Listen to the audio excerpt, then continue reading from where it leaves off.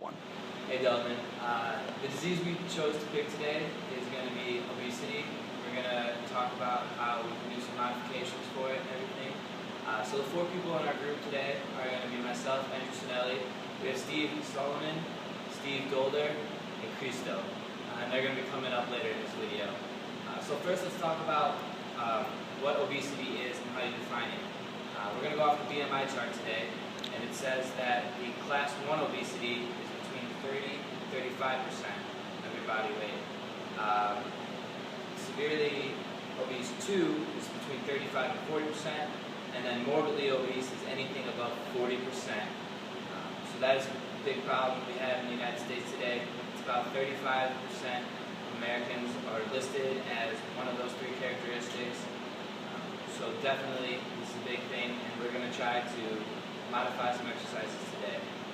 But first I want to talk about, I think what's most important is someone who's obese to feel comfortable at the gym, because this is what we're going to have to do, because we don't want them to go through surgery or fad diets or anything like that. I mean, just the exercise is most important.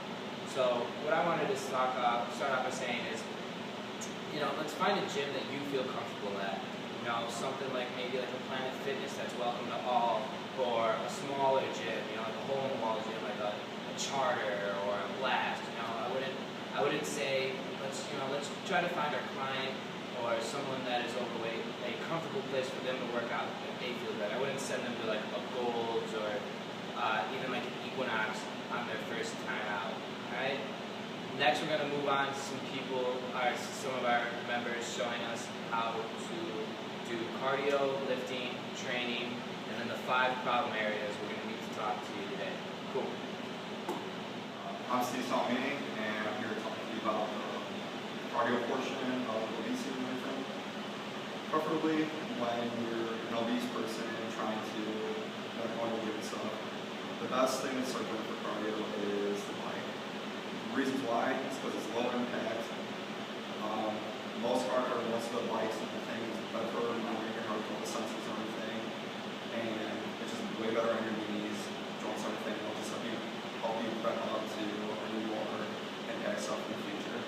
The only thing that could cause a problem for people is the seat. Like for me right now, the seat here is fine, but for a person that is preferably a little bit larger and stuff, could cause a problem, and it's just not the most comfortable thing for someone, and they will not continue to push themselves to see again. Here talking about again cardio. I would recommend going to the pool first before getting anything on the treadmill, just for the fact that the treadmill has more impact on your knees and everything. That's the last thing an obese person would want.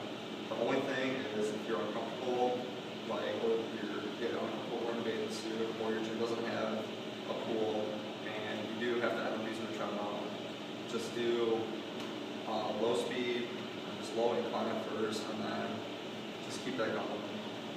I'm Stephen Miller. Today I'm going to be talking about the importance of having a trainer if you're obese or overweight.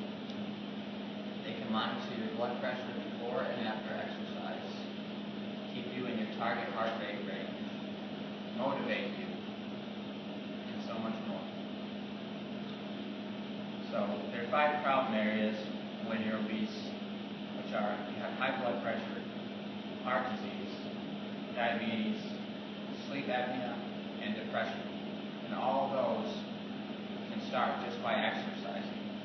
One modification is if you don't feel comfortable going to a gym, can't make it to a gym, have a trainer come to your house, and start by doing some basic exercises right there. So just to recap, is a trainer can be a very important part of your exercise prescription. How's it going? My name is Cristo Burciaga, and I'm here to teach you guys a few things, a few workouts that can be modified and are specifically used for a special population. Obese people who are struggling with exercising, and overweight problems. So today I am going to show you some exercises that will help those people specifically, and Today I'm going to be using a lot of resistance bands, especially this one. There's quite a few exercises that that could be done with this. So the first exercise, pretty simple, is the bicep curl. So if you guys are accessible to one of these resistance bands, really, this handles will help a lot. So some obese people may be afraid to go to gyms and use dumbbells.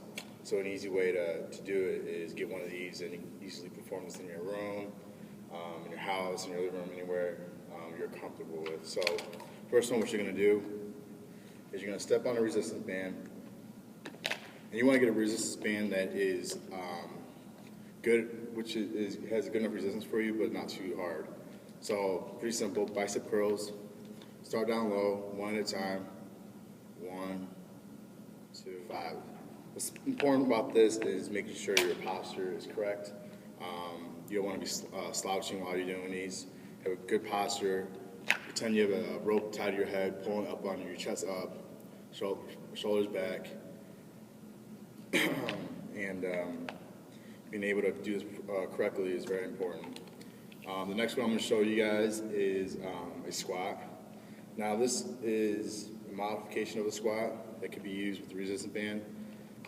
There are other ways to do this, especially for people who are struggling with obesity. And this is one simple way that I found very helpful. So what you're going to do, kind of the same position as bicep curls, but instead you're going to grab the grips overhand instead of underhand for bicep curls. And what you're going to do is overhand, put them next to your shoulders, have your feet shoulder width apart. And especially with obesity, people with obesity, they may not be able to go down all the way. So this will help you not have so much weight on your shoulders, but more towards your arms and towards your core. So what you're going to do, spread your feet wide apart, and depending on the client, they may go down as far as 90 degrees or halfway down, or not much at all, but at least they're going down a little bit. So first one, so simple, knees over, so what you're going to do is go down, squat, go back up. Pretty simple, not too hard. 4, 5. I'm only going to do 5 for today, taking time.